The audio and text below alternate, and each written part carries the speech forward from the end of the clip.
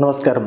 Rafter ഫുട്ബോളിലേക്ക് അവർക്കും സ്വന്തം. റയൽ സോസിഡാഡിനെതിരെ ബാഴ്സലോണയ്ക്ക് വേണ്ടി ഗോളടിച്ച ശേഷം റാഫിഞ്ഞ തൻ്റെ ജേഴ്സി ഊരി തൻ്റെ ഇന്നറിൽ എഴുതിയിരിക്കുന്ന വാക്കുകൾ പ്രദർശിപ്പിച്ചു.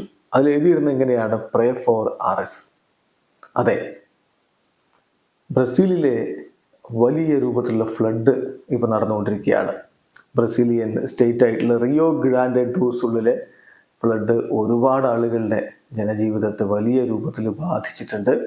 നെയ്മർ ജൂനിയർ അടക്കം സഹായാഭ്യർത്ഥനവുമായിട്ട് രംഗത്തേക്ക് വന്നിരുന്നു. നമ്മൾ അതിൻ്റെ വീഡിയോ നേരത്തെ ചെയ്തിരുന്നു. ഇപ്പോൾ ബ്രസീലിയൻ താരങ്ങളൊക്കെ അങ്ങോട്ടേക്ക് സഹായം എത്തിക്കാൻ വേണ്ടി അഭ്യർത്ഥിച്ചുകൊണ്ടിരിക്കുകയാണ്. അതിൻ്റെ ഭാഗമായിട്ടാണ് ഇപ്പോൾ അദ്ദേഹം ഇത്തരത്തിലുള്ള ഒരു മെസ്സേജ് പ്രദർശിപ്പിച്ചിരിക്കുന്നത്. ഗോളടിച്ചതിന് ശേഷം റാഫിഞ്ഞ തൻ്റെ ജേഴ്സി ഊരുന്നു.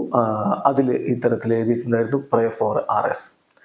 ഏതായാലും എത്രയും പെട്ടെന്ന് അവിടുത്തെ സ്ഥിതിഗതികൾ സാധാരണ നിലയിലേക്ക് മാറട്ടെ എന്ന് നമുക്ക് പ്രത്യാശിക്കാം. ബാഴ്സലോണ റയൽ സോസിഡാഡിനെതിരെ ഏകപക്ഷീയമായ 2 ഗോളുകൾക്കാണ് ഇന്നലത്തെ മത്സരത്തിൽ വിജയിച്ചത്. ലാമിൻ യമാലും റാഫിഞ്ഞയുമാണ് അവർക്ക് വേണ്ടി ഗോളുകൾ കണ്ടെത്തിയത്. ബാഴ്സലോണയുടെ മൈതാനത്ത് വെച്ച് നടന്ന മത്സരത്തിൽ അവരുടെ മുന്നേറ്റങ്ങൾ നയിച്ചുകൊണ്ട് റോബർട്ട് ലെവൻഡോസ്കിയും ലാമിൻ യമാലും റാഫിഞ്ഞയും ഒരുമിച്ചാണ് ആദ്യ 11-ൽ ഇറങ്ങിയത്.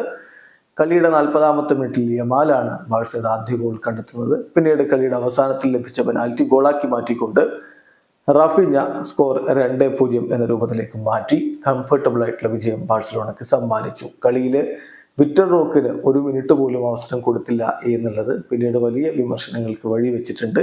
എന്തായാലും 35 മത്സരങ്ങളിൽ നിന്ന് 76 പോയിന്റുമായിട്ട് ബാഴ്സലോണ ഇപ്പോൾ ലാലിഗയുടെ പോയിന്റ് പട്ടികയിൽ 2-ാം സ്ഥാനത്തേക്ക് തിരികെ എത്തിയിട്ടുണ്ട്. അത്രയും കളികളിൽ നിന്ന് 75 പോയിന്റാണ് ഇപ്പോൾ ജിറോണക്കുള്ളത്. 35 കളികളിൽ നിന്ന് 90 പോയിന്റ് ഉണ്ട്. ചാമ്പ്യന്മാരായിട്ടുള്ള റയൽ മാഡ്രിഡ് അവരുടെ ആധിപത്യം എത്രത്തോളം എന്നുള്ളത് ഈ പോയിന്റ് ഡിഫറൻസ് വിളിച്ചോതും. വീഡിയോ അവസാനിക്കുന്ന ഫുട്ബോൾ ലോകത്തെ കൂടുതൽ വിശേഷങ്ങളുമായി റാഫ് ടോക്സ് വീണ്ടും എത്താം.